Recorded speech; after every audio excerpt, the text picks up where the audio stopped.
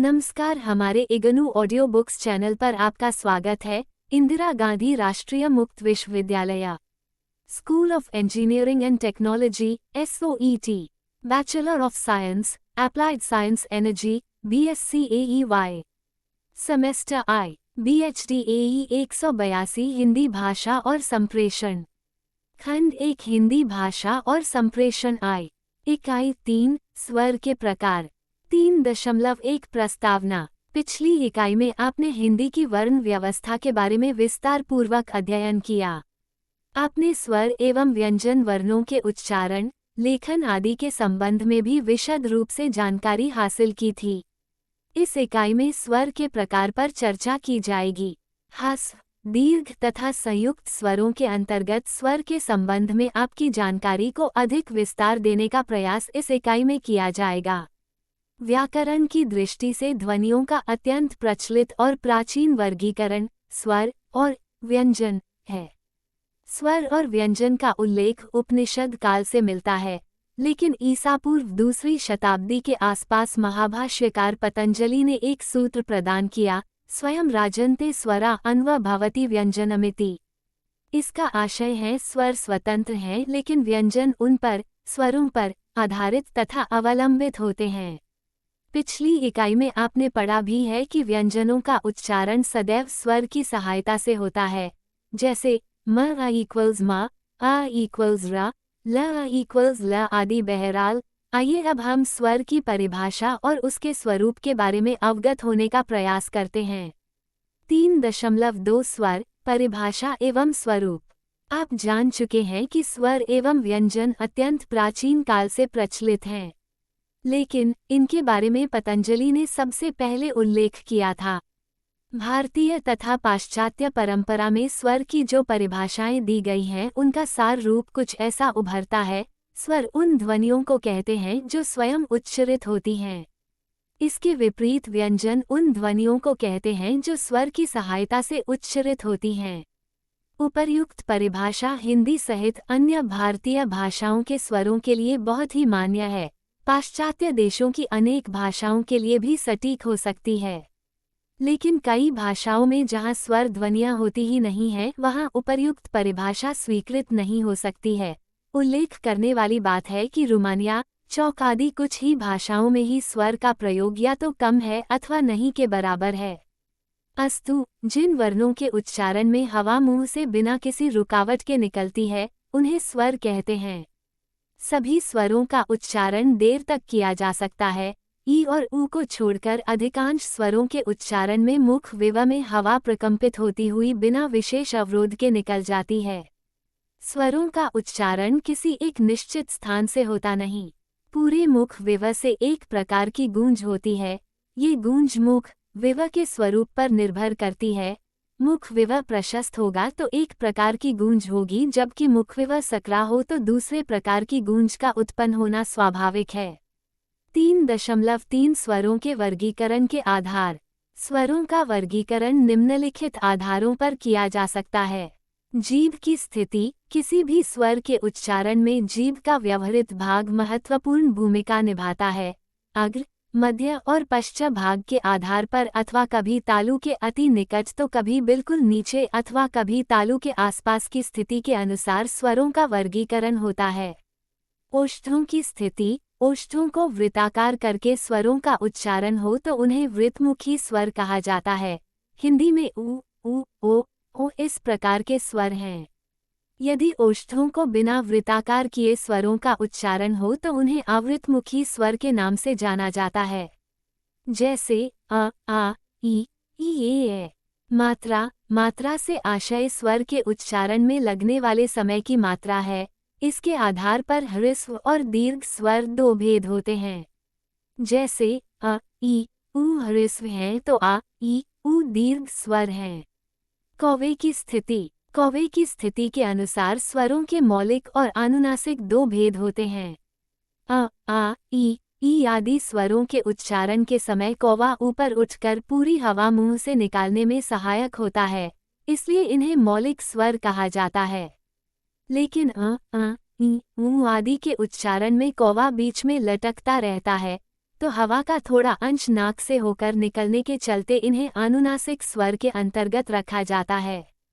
ओष्ठ, जिह्वा, मात्रा और कौवे की स्थिति के अलावा मुंह की मांसपेशियों की दृढ़ता या शिथिलता, स्वर तंत्रियों की अवस्थिति आदि के आधार पर भी हिंदी के स्वरों का वर्गीकरण किया जा सकता है, लेकिन इन पर विचार किए बिना अब हिंदी के स्वरों के उच्चारण स्थान एवं प्रयत्न के बारे में चर्चा करना समीचीन प्रतीत होता है।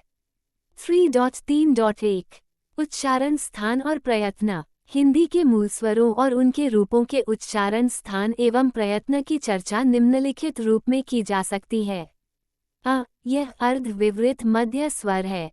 इसके उच्चारण में जीभ का मध्य भाग कुछ ऊपर उठता है और होंठ कुछ खुल जाते हैं। स्वर का व्यवहार बहुत से शब्दों में पाया जाता है, जैसे अनाज, अब, कमल, सरल।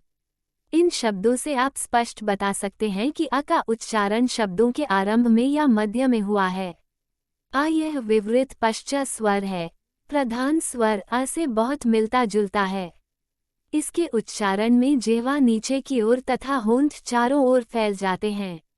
ये स्वर आदि, मध्य तथा अंत तीनों ही स्थितियों में उच्चरित होता है। आकाश, काली, महीना। यह अर्ध विवृत दीर्घ पश्च स्वर है। यह अंग्रेजी से आगत वर्ण है। आदि एवं मध्य की स्थिति में यह उच्चरित होता है। उदाहरणार्थ, डॉक्टर, ऑफिस, कॉटन। इसके उच्चारण में जिह्वा का अगला भाग काफी उठ जाता है और होंठ कुछ खुले होते हैं। आदि, मध्य एवं अंत तीनों स्थितियों में ये स्वर उच्चरित होता है। जैसे इसका, वैज्ञानिक, रवि आदि। ये समृद्ध दीर्घ अग्र स्वर है। इसके उच्चारण में जिह्वा का पिछला भाग बहुत अधिक ऊपर उठता है और होंठ चौड़ाई में खुल जाते हैं। ये भी आदि, मध्य और अंत में उच्चरित होता है। ईख, सीता, बड़ी जैसे शब्दों में तीनों स्थितियों में उच्चरित होने का उल्लेख मिल जाता है। ये समृद्ध ह्रस्व पश्च स्वर है। इसके उच्चारण में जिह्वा का पिछला भाग बहुत अधिक ऊपर उठता है तथा ओंठ वृत्ताकार हो जाते हैं। आदि, मध्य तथा अंत तीनों ही स्थितियों में इसका उच्चारण होता है। उदाहरणार्थ, कुमति, सुमति, मृदुल, पृथुल, गुरु, साधु आदि। ये समृद्ध दीर्घ स्वर है।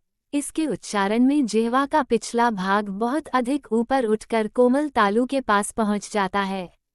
तीनों ही स्थितियों में इसका उच्चारण होता है, जैसे ऊसर, ऊनी, चूहा, सत्तू, भालू। यह अर्ध समृद्ध अग्र स्वर है। इसके उच्चारण में होंठ दोनों ओर ई से अधिक खुलते हैं।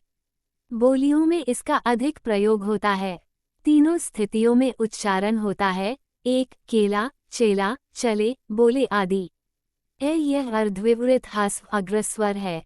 वैर, पैर, सैर, कसला, विशला आदि शब्दों में इसकी उपस्थिति देखी जा सकती है। यह अर्ध समृद्ध पश्च स्वर है। इसके उच्चारण में होंठ काफी वृत्ताकार हो जाते हैं। ये तीनों स्थितियों में उच्चरित होता है। गोला, घोला, ओला, पियो, जियो आदि। यह अर्धविवृत वृत्तमुखी ह्रस्व पश्च स्वर है। इसके उच्चारण में जीभ का पिछला भाग कुछ ऊपर उठ जाता है। लिखने में और का ही प्रयोग होता है। औसा, औरत आदि। 3.4 स्वर के प्रकार। आप जानते हैं कि हिंदी में कुल 11 स्वर हैं। उच्चारण में लगने वाले समय के आधार पर स्वरों के 3 प्रकार हैं। 1. ह्रस्व स्वर। 2. दीर्घ स्वर। 3. संयुक्त स्वर। अब हम उपर्युक्त तीनों प्रकार के स्वरों पर पृथक रूप से आपको बताना चाहेंगे। आइए हम सबसे पहले ह्रस्व स्वर के बारे में परिचय प्राप्त करें। 3.4.1 ह्रस्व स्वर।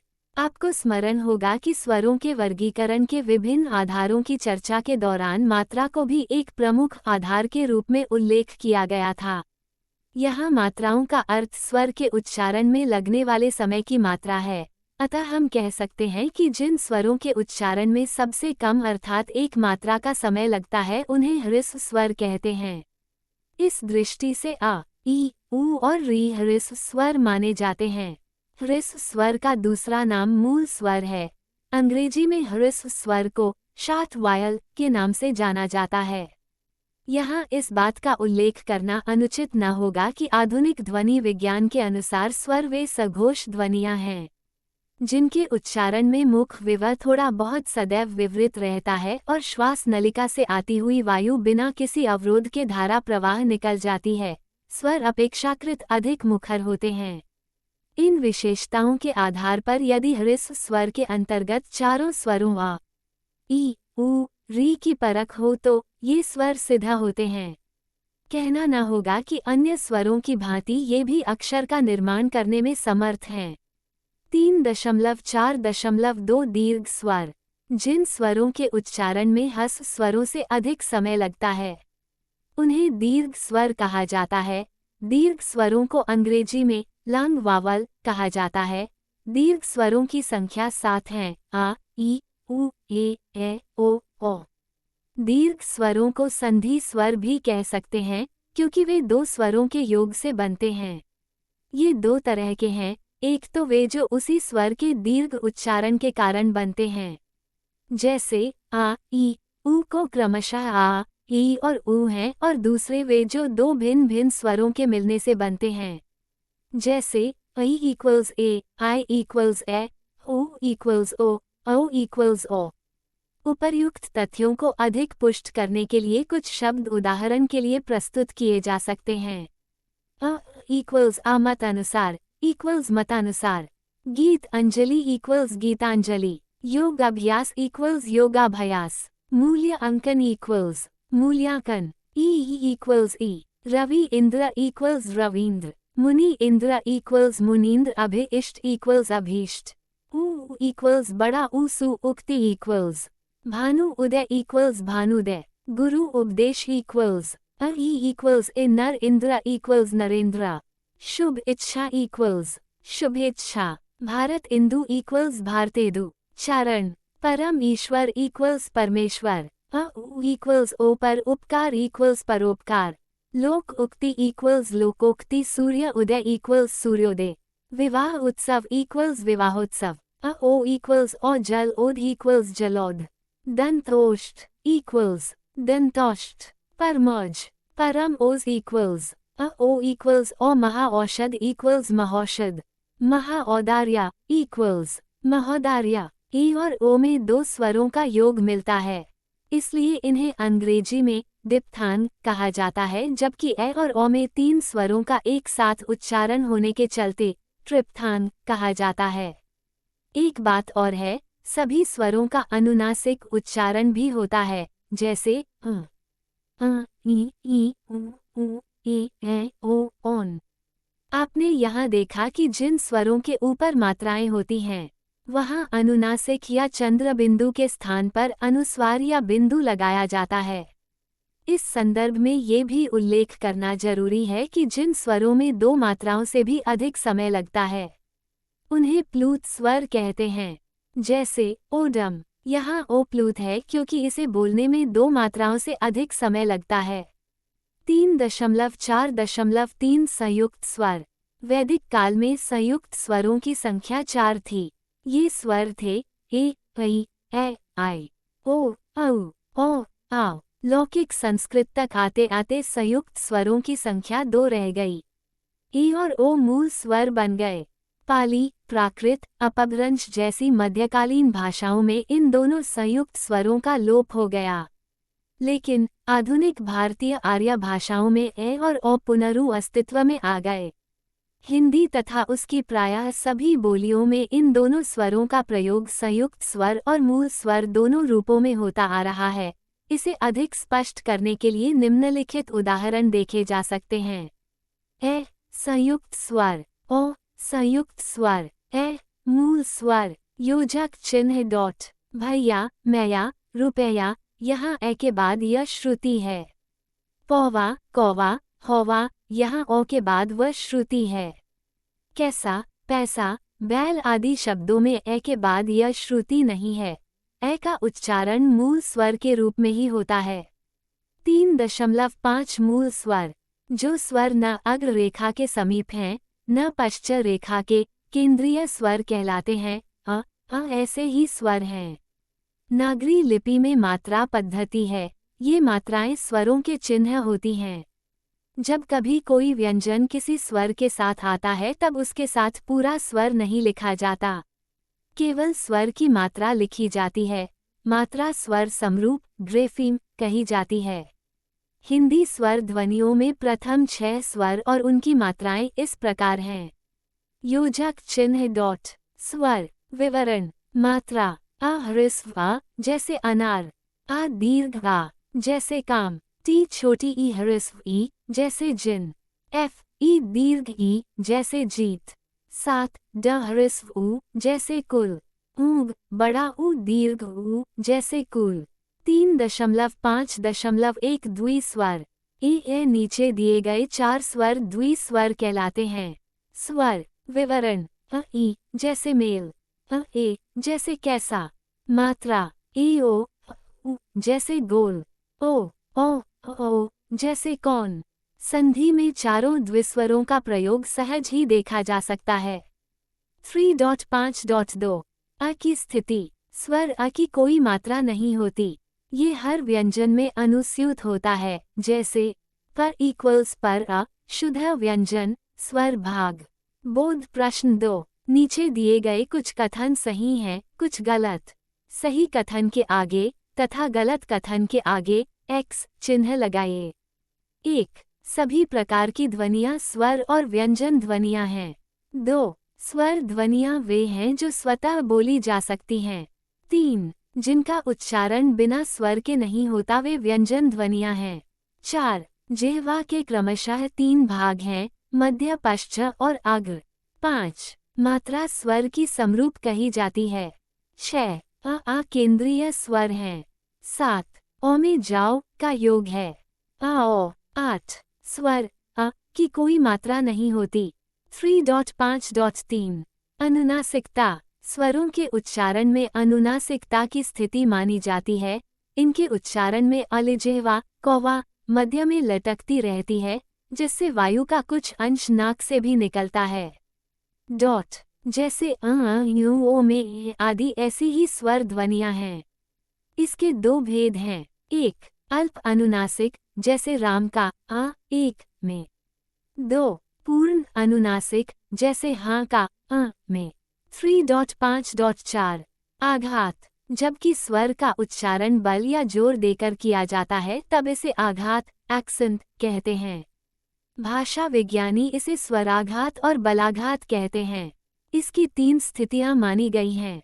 बलात्मक स्वराघात। इसमें किसी ध्वनि पर बल देकर उच्चारण किया जाता है, जैसे इंद्र शत्रु में यदि इंद्र पर स्वराघात किया जाएगा तो ये बहुब्रीहि समास हो जाएगा। योजक चिन्ह डॉट। संगीतात्मक स्वराघात। वाक्य और खासकर कविता में ध्वनिगत उतार चढ़ाव होता है, इसे संगीतात्मक स्वराघात कहा जाता है। उदाहरण में जाओगे का उच्चारण कुछ ऊंचे सुर में होता है। रूपात्मक स्वराघात।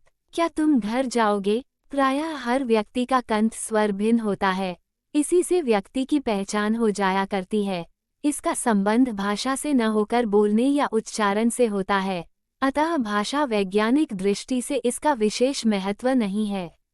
इसका महत्व यही है कि अंधकार में भी किसी की आवाज़ सुनकर हम पहचान लेते हैं कि यह किसी परिचित की ध्वनि है या अपरिचित की।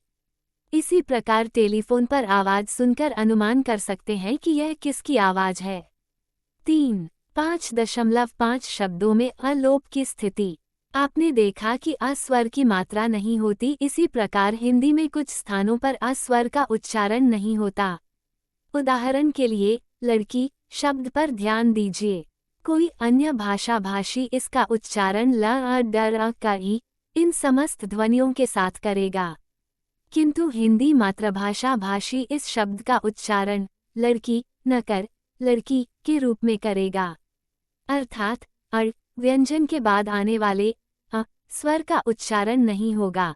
हिंदी में ऐसे अनेक शब्द मिलते हैं जिनके मध्य में आने वाले अ स्वर का उच्चारण करते समय लोप कर देते हैं। इसी प्रकार राम, चुप, कुल आदि शब्दों का उच्चारण कीजिए। क्या हम इन शब्दों का उच्चारण ठीक वैसा ही करते हैं जिस रूप में ये लिखे हुए हैं?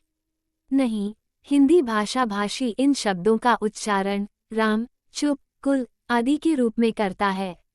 अर्थात हिंदी में शब्द के अंत में आने वाले अ स्वर का उच्चारण नहीं भी किया जाता है।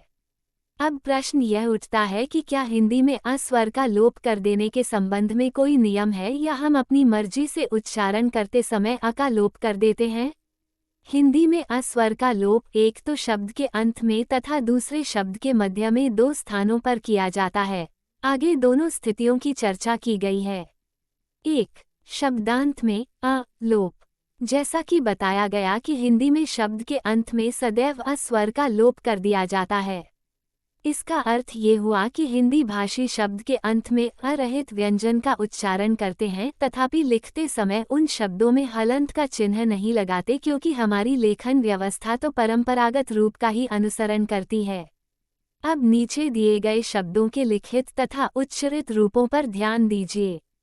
उच्चारित रूपों में शब्द के अंत में अ लोप दिखाया गया है।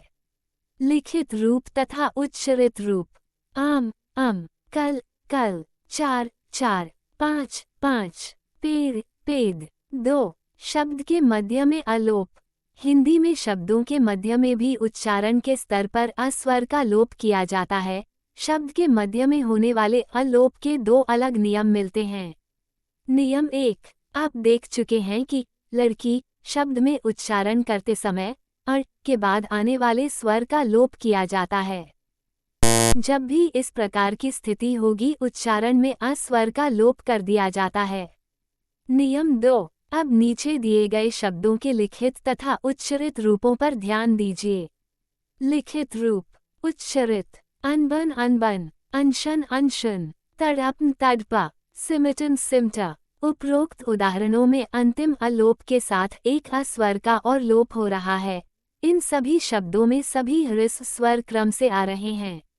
अतः यदि किसी शब्द में 3 या 3 से अधिक ह्रस्व स्वर एक क्रम में आएं तो बाईं ओर से दूसरे अ स्वर का लोप कर दिया जाता है।